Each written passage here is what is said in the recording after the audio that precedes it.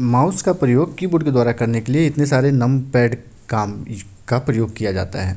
दोस्तों कभी कभी ये होता है कि जैसे हम वर्क कर रहे हों और हमारा माउस ख़राब हो जाता है। कभी हम ऑफिस में वर्क कर रहे हों, उस टाइम भी हमारा माउस ख़राब हो जाए तो उस कंडीशन में भी हम माउस की जगह कीबोर्ड का प्रयोग करके माउस का काम कर सकते हैं।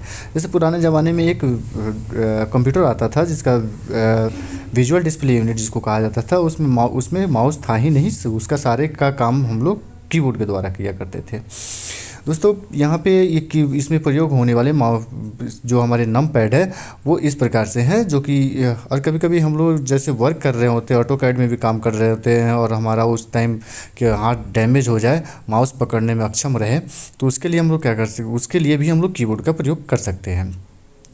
दोस्तों तो उस कंडीशन में आप नॉर्मली जो हमारा है कीबोर्ड को माउस में कन्वर्ट कर सकते हैं। तो दोस्तों यहाँ पे आप सबसे पहला चीज़ ये देखेंगे कि जो हमारा माउस है उसको सबसे पहले हम लोग एक्टिवेट, कीबोर्ड को माउस में एक्टिवेट करने के लिए आपको सबसे पहला जो काम है उसको करना पड़ेगा। जैसे कि आपको यहाँ से एक बटन प्रेस करने होंगे, जैसे कि वो हमारा जो बटन होगा इसमें से कीबोर्ड से, उसमें से पहला होगा हमारा अल्ट, उसके बाद शिफ्ट, तब वहाँ से नम लॉक। जैसे ही आप इस बटन को प्रेस करोगे तो एक डायलॉग बॉक्स ओपन होकर आएगा। इसमें से आपको नॉर्मली इसको क्या करें, यहाँ से जाके आपको यस करना है। जैसे ही आप यहाँ पे यस करोगे तो हमारे जो टास्क बार है जिसको उसके अंदर जो एक सिंबल दिखेगा उस पर आपको नॉर्मली प्रेस करना है, जिससे कि आपका कंट्रोल पैनल ओपन हो जाएगा और उसमें कुछ आपके माउस से रिलेटेड कुछ ऑप्शन मिलेंगे, जिसमें से ये जो ऑप्शन है ये हमारा इनेबल मिलेगा। इसको अगर आप चाहें तो इसको डिसेबल भी कर सकते हैं, जिससे कि आप नॉर्मली अपने कीबोर्ड का प्रयोग माउस के रूप में कर सकते हैं। दोस्तों यहाँ से आप जस्ट देखेंगे तो यहाँ से आप अपने माउस के स्पीड को कम और ज़्यादा भी कर सकते हैं यहाँ से। उसके बाद आप अपने जो आपके जो माउस का बटन है उसको आप चाहे तो होल्ड भी पे, जैसे कंट्रोल को दबाने के बाद वो आपका जो नॉर्मली काम करता है उस तरह से आप इसका प्रयोग कर सकते हैं। दोस्तों उसके बाद जो आपका ऑप्शन मिलेगा वो मिलेगा यूज माउस की व्हेन नम लॉक इज।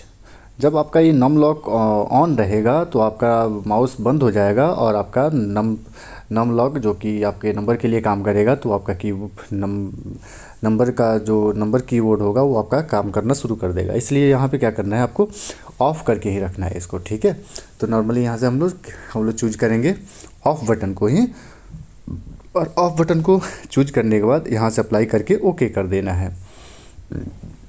तो इसमें सबसे पहला जो गौर करने वाली चीज़ें है, इसमें आपको ध्यान देना पड़ेगा कि जो नम लॉक का बटन ऑन था या ऑफ था। तो अगर ऑन होगा तो आपका ये कीबोर्ड काम नहीं करेगा, माउस काम नहीं करेगा।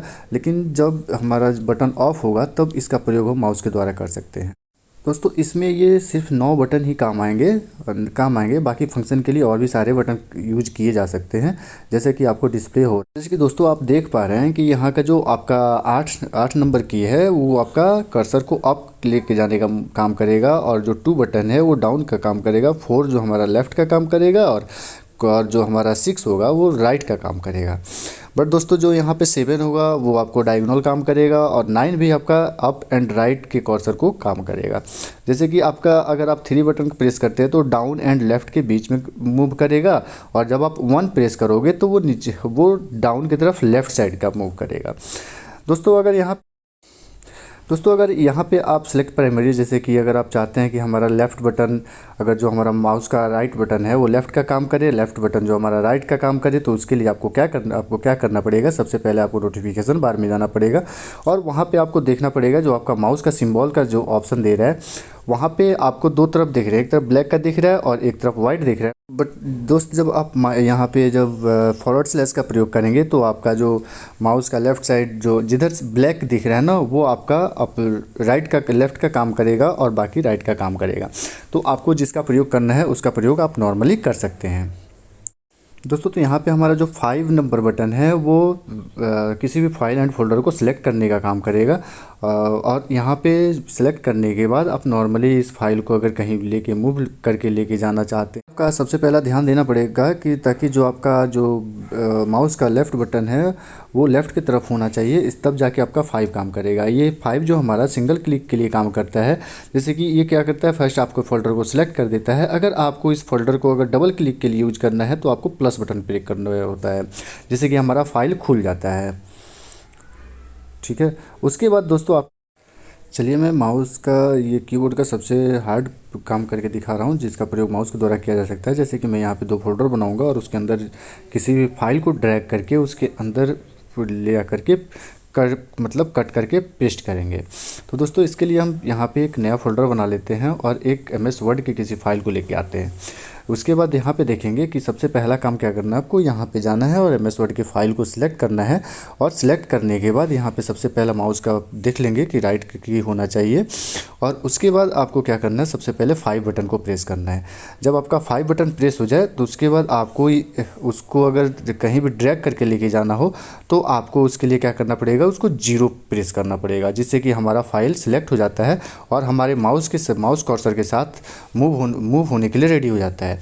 अब दोस्तों जिस भी फोल्डर में लेके जाना है वहाँ पे उस फोल्डर के ऊपर ले जा करके आपको क्या करना है, वहाँ पे जो डेल का जो बटन है उस डेल के बटन को प्रेस करना है। जैसे ही आप डेल के बटन को प्रेस करेंगे तो आपका फाइल जो यहाँ से आपने जो ड्रैग करके लेके गया था, आप देखेंगे कि नॉर्मली हमारा जो फाइल है उस फोल्डर के अंदर चला गया है। तो दोस्तों इस प्रकार से हम